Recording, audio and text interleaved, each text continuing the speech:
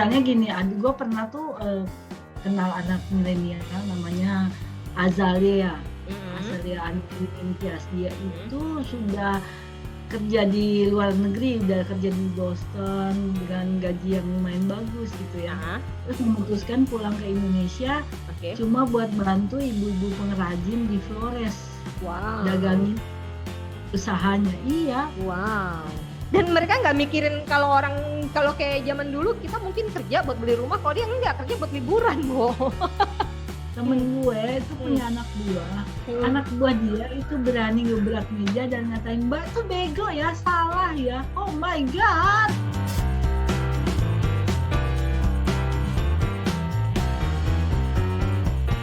Halo, selamat datang kembali di Suara Sisi. Halo, annyeonghaseyo yorobu. Annyeonghaseyo, tetap belum pulang-pulang. Lumayan, ada nambah dikit. Oke, kita ceritanya mau bahas dunia kerja nih sekali ini nih. Iya, kayaknya menarik sih, soalnya ya lu udah berapa lama kerja, Bek? Bang, lama banget. Ya 2 dekade kali ya kita. 2 dekade. Udah tua banget ya. Iya, kalau disebut tepatnya bisa ketahuan umurnya. Jadi ya 2 dekade lah kira-kira. Sekarang kayaknya beda banget ya. Dunia kerja sekarang sama dunia kerja zaman kita mulai dulu. Betul. Ya. Suka rada ini nggak sih, rada sakit sih. hati gitu.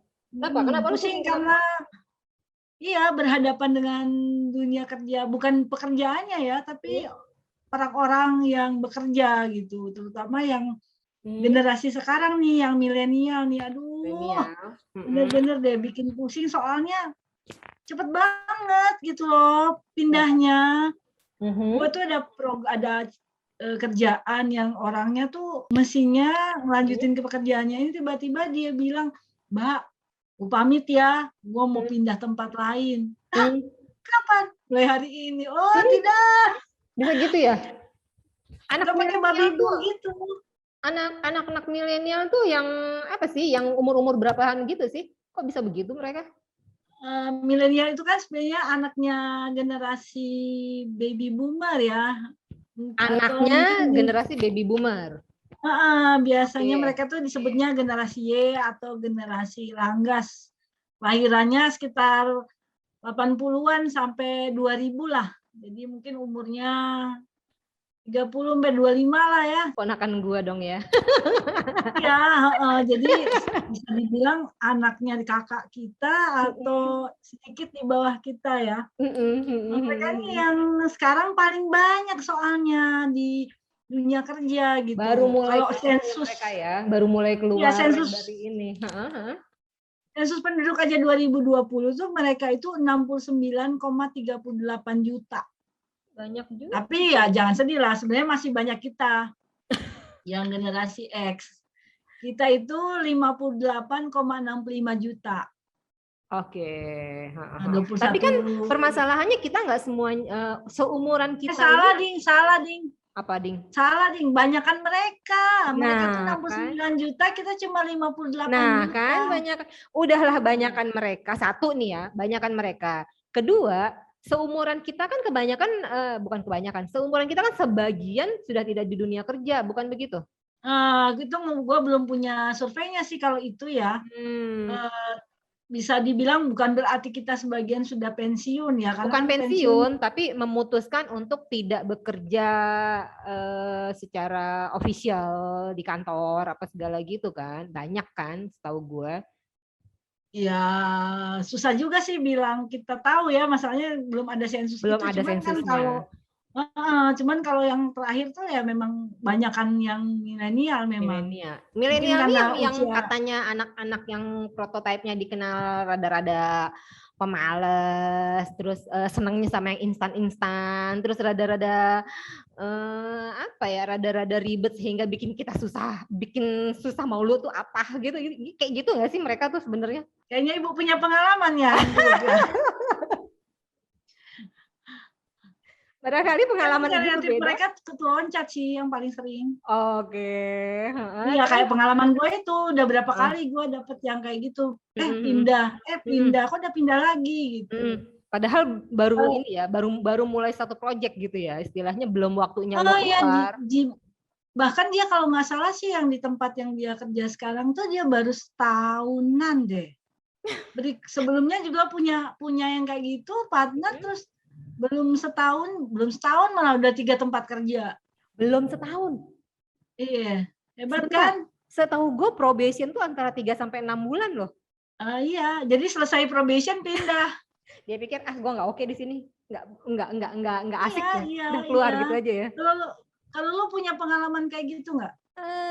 Kayaknya sih nggak sampai secepat itu ya pengalaman gue sama anak-anak yang gue kenal milenial. Maksudnya ya cepet memang, tapi tidak hitungan bulan juga kali. Oh, ya. Tapi pengalaman lu yang tadi ya, memang mereka tuh males gitu atau gimana atau sulit gitu? Sulit dimengerti. Kadang-kadang gue juga bingung maunya mereka apa kali ya. Maksudnya apa sih namanya? Ada sih, ada dan kadang-kadang nih ya, yang gue rada nggak ngerti. Ada satu pengalaman gue itu kalau misalkan dapat tugas, mesti dikasih tahu ini harus begini. Sementara kita kan nggak bisa begitu ya dulu ya. Lu dapat kerjaan ya lu kerjain, cari sendiri gimana caranya gitu loh. Iya, memang di satu sisi sih memang mereka kekurangannya tuh butuhnya selalu dibimbing, maunya selalu diajarin, nggak mau inisiatif sendiri sih. Kurang kebanyakan inisiatif. yang gue temuin gitu. Tapi di sisi lain sih mereka sebenarnya oke ya, dalam arti mungkin karena umur ya, jadi mereka tuh cepet banget gitu, adaptif, cepet banget, pikirannya cepet banget terbuka, terutama yang berbau teknologi ya. Oh iya, karena mereka terlahir dengan gadget ya. Iya betul, mereka lahir handphone sudah ada, internet sudah ada gitu. Jadi ya dengan itu cepat banget sih. Kalau untuk itu mereka jago lah. Kalau gue bilang misalnya bikin, ini harus bikin digital marketing atau apa, itu cepat dia bisa tahu apa yang harus dilakukan. Iya. Terus apa lagi? Mereka juga kebanyakan yang gue tahu tuh ya cepat pindah itu biasanya karena lingkungan kerja. Oke. Alasannya ya nggak cocok lah sama atasannya karena nggak ngajarin, atau bahkan lebih kasarnya sih mereka udah dapat ilmu pindah gitu. Dapat ilmu pindah? Iya, misalnya dia udah dapat pelajaran apa gitu yang baru, dia dengan cepat pindah ke tempat lain. Dan umumnya bukan masalah gaji ya. Ya, I know, itu iya benar. Tapi apa yang lu dapat dalam 3-6 bulan? Ya bagi dia mungkin itu cukup kali, kan nggak tahu. Gue juga bingung kok dalam 3-6 bulan gitu dapat apa. Tapi kan ya dari obrolan sih biasanya mereka bilang ya biar walaupun sedikit, tapi kan di tempat lain juga dapat ilmu lagi gitu. Jadi kayak batu loncatan saja. Makanya dibilang kutu loncat ya. Ya tapi lebih banyak sih karena itu nggak cocok karena baperan. Baperan, jadi nggak bisa lu kerasin gitu. Misalnya kalau dulu ya, pengalaman gue dulu awal kerja, misalnya bikin tulisan nih, kalau zaman itu kan tidak secanggih sekarang yang bisa di email lah. Jadi di print dulu, dibaca dulu sama redaktur gue, kalau jelek dirobek, dibuang di tempat sampah, dan lu mesti ngetik lagi dari awal, bikin lagi dari awal. Kalau mau bilang sakit hati kan sakit hati ya, tapi nggak dibawa ke perasaan gitu. Nah kalau ini nggak, cuma dibilangin, ini tulisannya alurnya nggak benar nih, tolong dong diperbaiki, baper langsung. Terus gimana mereka kalau digituin? Hah? Kalau digituin gimana? Nah pengalaman gue sih ada yang langsung besok nggak masuk gitu, terus 3 hari kemudian minta resign. Cemen itu? Iya, ada yang kayak gitu. Misalnya ya, gue juga pernah tuh punya apa sih bisa dibilang anak bimbingan lah ya, Mhm. anak bimbingan. Saya dosen ya. Ibu Nah, itu dosen kayaknya. dia gue tugasin, tolong kamu liputan di acara ini Terus? jam sekian. Nah, udah kan, Hmm. sorenya gue ditelepon dong sama yang punya acara, Mbak, kok nggak ada yang dateng? Oke. Gue Terus? telepon dong dia, kenapa kamu nggak datang? Gue mau tahu alasannya, Apa tuh? ketiduran. Marah dong, kan Ketiduran. kita udah besar ya, kan punya tanggung jawab, Terus? harus dikerjakan. Terus ngambek, besok minta resign, coba lu Lu bayangin. yang salah kali. Maksudnya lu udah bikin salah, lu dikasih tugas, lu ketiduran terus marah gitu. Kalau zaman kita dulu kan, misalnya ya, gue pernah ditugasin, ternyata gue ke tempat acara, eventnya bukan di situ, besok, baru besok. Jadi yang salah memang orang kantor, bos gue. Gue nggak ngambek, gue nggak ngomel-ngomel ke bos gue, kenapa gue salah gitu, dikasih acara jam gini.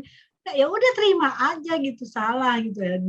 Ambil posisi positifnya, oh lu udah tahu venue-nya kayak gimana gitu ya kan. Nah, ini begini, ketiduran guys, aduh. Gue inget ya dulu tuh ada pepatah yang bilang ada 2 peraturan. Peraturan pertama, bos tidak pernah salah atau bos selalu benar. Peraturan kedua, kalau bos salah, tolong refer ke peraturan pertama. Lah kalau ini dia yang salah, Kesel banget sebenarnya. Kalau aturan kayak gitu sih udah nggak mungkin berlaku di zaman ini ya. Gue pernah tuh, bukan gue sih, temen gue itu punya anak buah. Anak buah dia itu berani ngebrak meja dan ngatain, Mbak tuh bego ya, salah ya. Oh my God. Wow. Gak ada manner ya. Wow. Ya even bosnya mungkin salah. Tapi kan nggak bisa mengatakan dengan seenaknya mengatakan dia BEGO gitu kan. Kok bisa sih? Iya, makanya. Gue sampai itu yang punya kantor, anaknya yang punya kantor, jangan-jangan enggak, orang anak baru. Terus ya gue ngamuk lah. Ya wajar dong ya, secara dari umur udah beda. Oke, kita mungkin, tapi maksudnya ya salah gimana caranya bicara dengan baik gitu kan. Emang mereka nggak diajarin ya? Maksud gue gini loh, secara pinter belum tentu pinter karena mereka juga kan pengalaman masih kurang kan ya. Bagaimanapun lu sepinter-pinternya lu di sekolahan kan lu belum punya pengalaman gitu kan ya. Kita kan belajar dari pengalaman. Itu satu, belum tentu dia lebih pinter. Kedua, emang lu nggak diajarin sopan santun ya? Nggak diajarin manner gitu loh. Maksudnya sama orang yang bagaimanapun itu satu lebih tua, kedua lebih tinggi posisinya. Halo. Iya, kan ada etika ya, apalagi di lingkungan pekerjaan yang ada struktur organisasi gitu. Nggak bisa juga lu seenak-enaknya. Bebas sih boleh ya, menurut aku demokrasi itu bisa. Tapi kan lu juga harus tahu menempatkan diri gitu. Apalagi lu baru di situ, lu belum tahu, belum tentu itu salah ya. Belum tentu itu salah, bisa jadi bosnya itu ngasih mungkin kurang tepat petunjuknya gitu.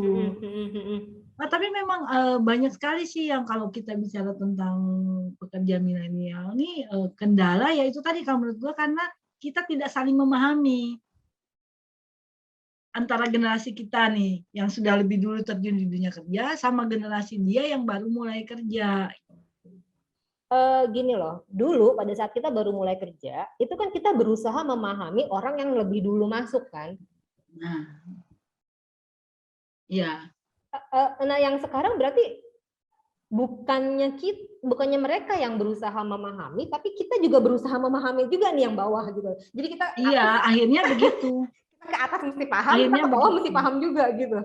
Iya benar. Kita harus paham juga karena biar bagaimana kan mengelola mereka itu kita harus mengerti dunia mereka gitu, berbeda dengan dunia kita ya. Kalau misalnya kita seperti kata lu tadi bahwa kan bos paling benar, kalau salah bos tetap benar gitu. Udah nggak bisa lagi diterapkan seperti itu menurut aku sih. Karena kalau enggak bahaya, misalnya lu punya banyak anak buah yang generasi milenial terus cabut semua kan pusing gitu, kayak keadaan yang terjadi pada gua sekarang. Aduh, gimana coba nyari yang baru dengan cepat gitu kan? Tapi mereka balik lagi, kalau misalkan begitu caranya, berarti perputaran mereka cepat juga dong? Ya, harus diakui perputaran mereka sangat cepat ya. Maksudnya, ya tapi itu kan berdasarkan pengalaman gua, belum tentu juga di tempat lain seperti itu. Tapi yang beberapa kali gua temui ataupun teman-teman gua menemukan bahwa ya cepat. Mungkin yang tadi kasus 3-6 bulan tuh terlalu cepat, mungkin hanya 1 bulan. Tapi umumnya ya nggak bertahan lebih dari 2 tahun Oh gitu. iya, benar. Kalau itu iya, gue ngalamin. Kalau itu gue ngalamin. Jadi belakangan sebelum gue akhirnya resign dari kantor terakhir, itu kan gue sempat ngalamin 2 tahunan lah ya, kalau nggak salah. 2 tahunan tuh bener-bener berganti-ganti ini terus, berganti-ganti teman kerja terus gitu loh. Kalau dulu kan bisa dibilang dalam 2 tahun tuh paling 1 yang resign apa gimana kan. Kalau ini enggak, bener-bener perputarannya cepet banget. Gue sampai bingung. Apa emang apa emang guanya yang udah terlalu kepantek di kursi gue atau gimana nih, kok kayaknya tiba-tiba depan gue udah ganti lagi, tiba-tiba yang ngerjain ini udah ganti lagi gitu, cepet banget gitu loh. Iya, dan itu kan berpengaruh ya, maksudnya sama pekerjaan, Ya, sama kinerja gitu. Karena kan bener. bikin bentuk tim, bonding lagi, belum ngajarin lagi Iya. gitu. Terus ada yang baper lagi. Aduh, bener-bener ya memang sih susah dianuin ya. Ya itu tadi mereka tuh pindah bukan cuma sekedar karena bayarannya kurang atau apa, tapi lebih juga kan itu tadi ada yang pengen berpetualang lah, cari hal baru lah. Ada juga karena gengsi. Kantornya kurang bergengsi nih. Iya, gedungnya kurang tinggi, kantornya nggak di kawasan emas, nggak di Penting Sudirman, banget. Tamrin, Kuningan. Iya, ada yang seperti itu. Wow. Gitu.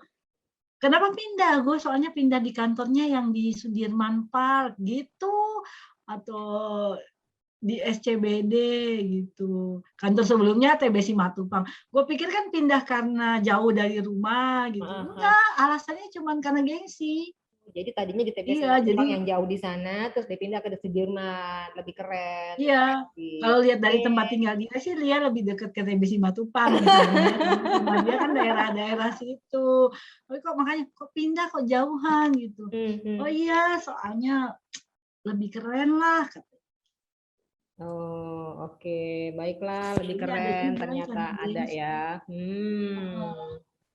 Tapi sebenarnya mereka tuh tipe yang gini loh, nggak pernah gue denger ya, kalau mereka di suatu tempat tuh, lu lulusan mana? Lu alma mater mana? Enggak sih, mereka Oh tidak gitu. seperti itu.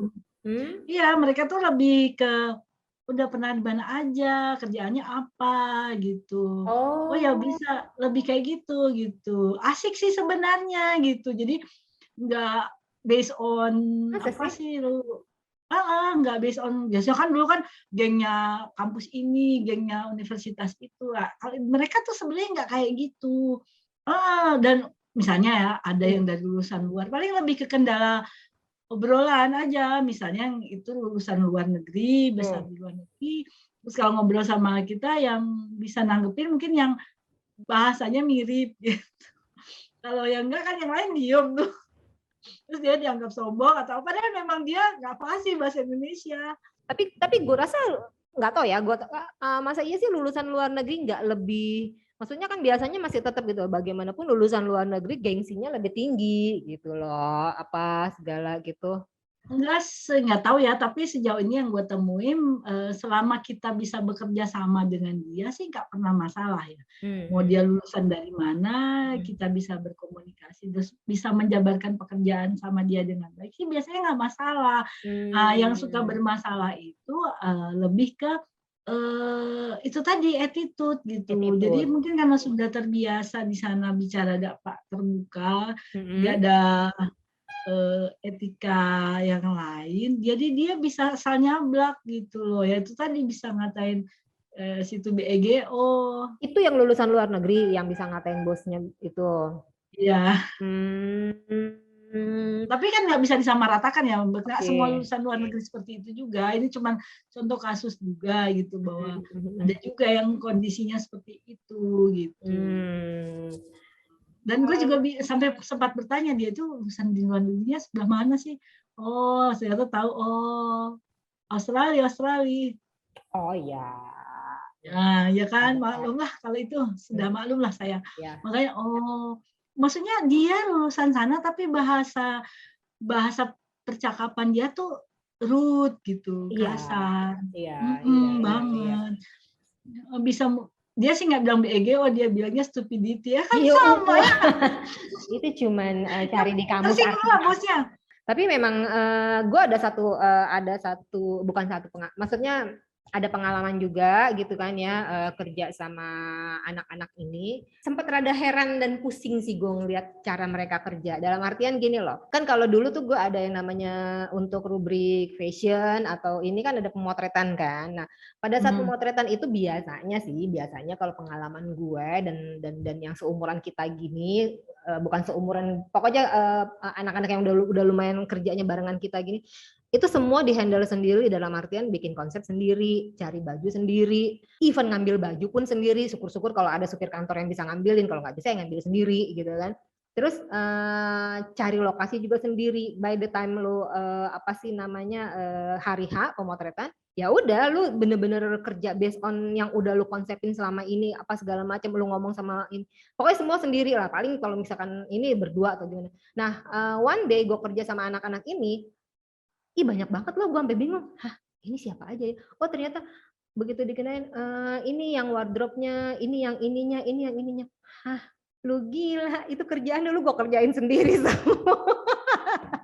Kayaknya gue yang salah. Bisa ya, bisa dikerjain sendiri tapi bisa berombongan gitu ya. Iya, makanya gue langsung mikir kayaknya gue yang salah selama ini.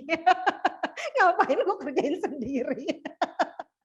Tapi itu kan kasus di lu, kalau di gua kan nggak ada. Gue nggak tahu ya, makanya kan mungkin saking complicatednya anak-anak ini beda-beda jadi kasusnya.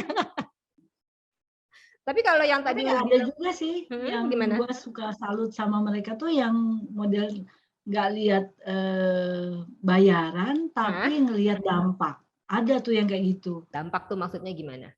Misalnya gini, gue pernah tuh kenal anak milenial namanya Azalea Anintias. Dia itu sudah kerja di luar negeri, udah kerja di Boston dengan gaji yang lumayan bagus gitu ya. Terus memutuskan pulang ke Indonesia cuma buat bantu ibu-ibu pengrajin di Flores. Dagangin usahanya. Iya. Wow. Iya. Gue sampai, serius lo nggak dimarahin sama bapak ibumu yang udah sekolahin lu mahal-mahal ke luar negeri dan udah kerja di sana?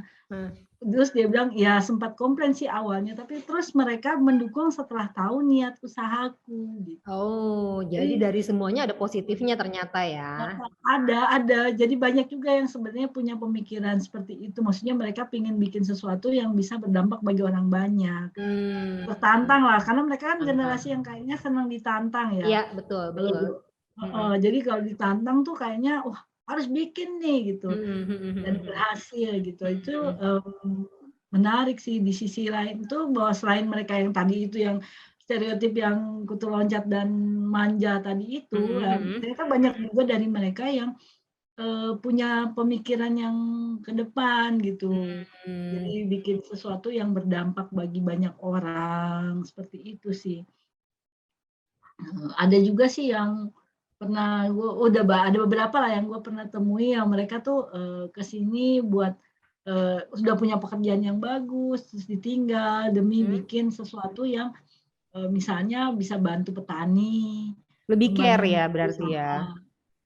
Iya, ya itu karena tertantang. Kenapa sih nggak bisa dilakukan? Indonesia kan bisa kayak gini, lebih kayak gitu. Misalnya apa sih tanaman porang? Lu tahu tanaman porang? Tanaman porang itu yang dibikin jadi Miss Shiratake di Jepang. Nah, di sini itu tidak populer.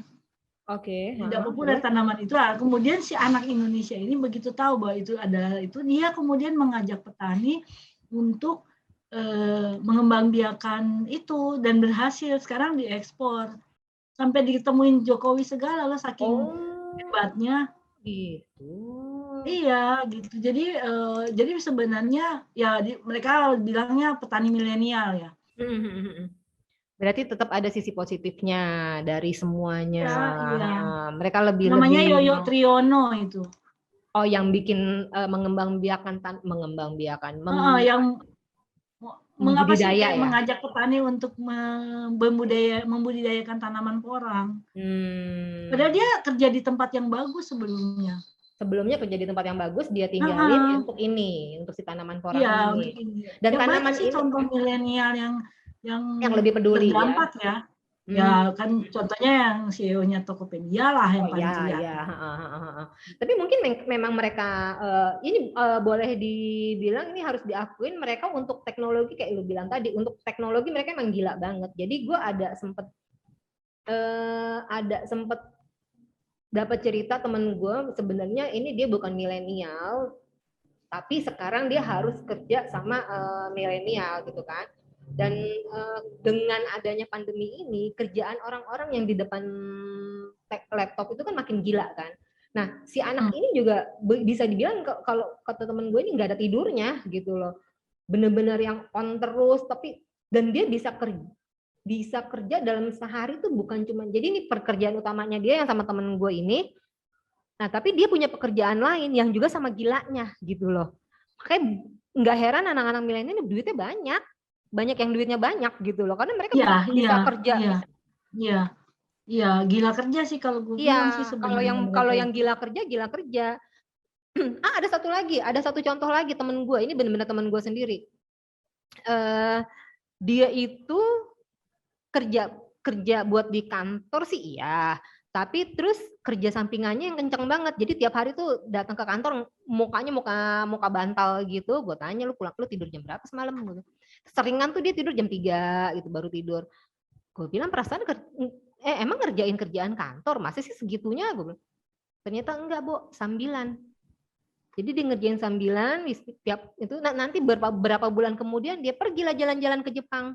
Iya, mereka memang work hard, play hard banget ya. Iya, banget. Dan mereka nggak mikirin kalau kayak zaman dulu kita mungkin kerja buat beli rumah, kalau dia enggak, kerja buat liburan, Bu. Ya makanya menurut aku ketika sekarang ada mereka itu adalah pekerja yang paling banyak ya di dunia yang sekarang ini, harusnya kita itu tadi memahami mereka dan memanfaatkan potensi itu sih. Jadi ya mungkin biar kalau misalnya lu punya perusahaan, pekerja lu nggak pindah-pindah. Berarti ya pendekatannya dong yang mesti dirubah, ya nggak sih? Iya, pendekatan ke mereka, yaitu tadi mungkin ngasih tantangan, bikin suasana kerja yang lebih menarik gitu. Misalnya kantor lu kagak di tempat yang favorit gitu ya, yang bergengsi, tapi kalau lingkungan pekerjaannya tuh menarik gitu, lingkungan pekerjaannya menyenangkan bagi mereka pasti menurutku akan lebih betah gitu. Dan akan lebih gampang lu suruh-suruh. Karena mereka happy. Karena mereka happy, kebayang. Karena ya gue punya teman ya, milenial, dan dia kerja di salah satu e-commerce di Indonesia yang besar. Dan dia sudah, kalau nggak salah, kemarin tuh ngobrol udah 3 tahun. Gue bilang pecah rekor dong, lu nggak pindah 2 tahun. Terus dia bilang, habis enak Mbak. Pertama, selain sekarang lagi work from home, terus kalau kantornya itu work from home, fasilitas yang dulu kalau di kantor kan lu ada kantin yang ada makanan, cemilan, itu dikirim ke rumah. Oh, asik kan? Dimanjakan berarti dia ya. Nah, jadi tetap dijaga, di-maintain, dikirim ke rumah. Terus kalau misalnya ada event, kan mesti pakai jaket, pakai apalah merchandise, dikirim juga ke rumah. Gitu. Jadi gaji sih kata dia, kalau gaji sih hampir sama lah sama teman-teman gue di tempat lain, misalnya yang kerja di e-commerce lain. Tapi kalau perhatian di sini jauh lebih better gitu. Karena dia kan sudah pernah di yang lain ya. Jadi menurutku ketika lu bisa maintain mereka, mau diapain pun mereka pasti bisa, mau. Berarti si perusahaan ini, si bosnya anak ini udah tahu begini, udah nemu lah istilahnya. Nah itu yang kemarin kita masih awal-awal itu kita masih bingung kan, mesti diapain sih anak-anak ini gitu kan. Betul. Jadi memang kebijakan perusahaan masih bertuburkan lah. Antara kita kan, apalagi gue kan udah lama nih kerja, gue tahu nih begini ya. Sementara yang itu gue kagak tahu, ya udahlah gue tinggal gitu kan. Iya.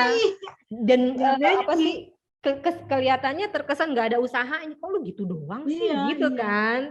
Ternyata kalau misalkan dia di challenge dan di challenge dan difasilitasi gitu kan, bisa keluar juga ininya apa namanya kerja Iya, bisa kerasnya dia. direbut hatinya Kayak gitu direbut ya. Karena hatinya. mereka harus diakui mereka tuh kita butuhkan banget gitu di Karena masa memang ini sekarang. dunianya mereka sekarang. Ya dunia mereka lebih paham, terutama kalau yang berkaitan sama masyarakat yang lain, pasarnya sama umurnya sama mereka. Betul. Mereka yang bisa tahu kan harus diapain nih, bikinnya bagaimana ya biar nyampe. Benar. Gitu. Kalau promosi kita yang bikin kita nggak dapet karena pemikiran kita seperti ini, tapi yang kita sasar generasi yang beda, nggak dapat jadinya. Ya, betul. Ya seperti itu sih. Jadi menurut aku memang kita harus bisa menyesuaikan gitu. Kita mesti bisa menyesuaikan. Nggak bisa kekeh kita sudah kayak gini ya udah begini gitu ya, nggak bisa gitu dengan pekerja yang seperti itu ya, kecuali lu tetap kerja sama orang yang kayak kita lebih tua dari kita gitu kan, nggak yang udah mulai juga. Habis. Iya betul, sudah berkurang. Udah mulai ya berarti kesimpulannya tinggal apa sih namanya? Tinggal dari perusahaannya aja lebih mengerti kondisinya mereka, terus udah gitu ya dicari jalan tengahnya, iya nggak sih? Kan kadang-kadang bagaimanapun nggak semua si Gen X kayak kita juga berusaha untuk mengerti. Iya, betul. Gua aja sempat kesel gitu kan, mungkin lu juga sempat kesel gitu kan awalnya. Iya, memang sih makanya harus bisa menyeimbangkan nih antara pekerja yang gen milenial ini, terus Gen Z. Gen Z udah mulai kerja ya? Nih. Hah? Udah mulai kerja ya Gen Z ya? Gen Z itu kan paling tua umur 22-23, udah mulai kerja. Udah mulai berarti ya, udah mulai masuk itu mungkin lebih cocok ya milenial sama Gen Z, tapi kan gen yang kayak kita juga Gen X gitu, Gen X kita kan termasuk Gen X ya. Kita Gen X. Gen X, terus ada baby boomer ya, mungkin baby boomer udah lewat lah masanya. Ya kalau masih baby boomer masih 55, 70 masih ada lah. Iya sih, dan itu yang udah susah banget diajak ngomong. Udah di posisi tinggi. Nah, menyesuaikan juga, harus bisa menyesuaikan juga. Sama-sama lah saling cari mana sebenarnya yang bisa dilakukan bersama di dunia kerja. Kalau di luar dunia kerja sih udah bukan urusan. Berarti intinya adalah kita tinggal cari jalan tengahnya antara 4 generasi ini berarti ini. Iya. Si baby boomersnya masih ada, Gen X kayak kita nih juga masih lumayan banyak. Ada. Terus si milenial nih Gen apa sih sebenarnya milenial ini? Gen Y, dan sekarang Gen Z udah mulai masuk gitu kan. 4 generasi berarti kan yang harus dicari jalan keluarnya, dicari jalan biar ada titik temunya begitu kan. Iya, biar dunia kerja juga lebih dinamis dan nggak bikin pusing. Lebih nyaman juga buat semuanya. Iya. Apalagi kan di zaman kayak sekarang ya, jangan sampai kemudian akhirnya friksi ini diganti isi oleh yang namanya robot. Habislah kalau udah jadi robot iya. Selesai, diganti semua sama otomatisasi, sama AI. Iya, jadi ya tolonglah agak diperhatikan memang ini. Ya, mungkin lain kali kita bisa bahas sih gimana tips dan trik untuk menyamakan antara pekerja milenial sama pekerja Gen X. Menyamakan persepsi. Iya. Iya kan? Next lah ya. Ya next lah, bukan yang sekarang. Tapi intinya sekarang ya berarti kesimpulan sekarang itu kita mencari keberagaman ini, kita cari jalan tengahnya supaya semuanya bisa berjalan dengan baik, perusahaan juga bisa tetap jalan ya nggak sih? Iya betul. Oke. Terus jangan udah gitu, udah kan? Itulah kenapa gue belajar bahasa Korea. Tapi nggak nambah-nambah. Aduh. Masih hanya yang nambah sih. Iya, yang nambah lebih ke nonton drakornya. Ya sudah lah. Oke. Sampai ketemu lagi ya. Sampai ketemu lagi. Dadah.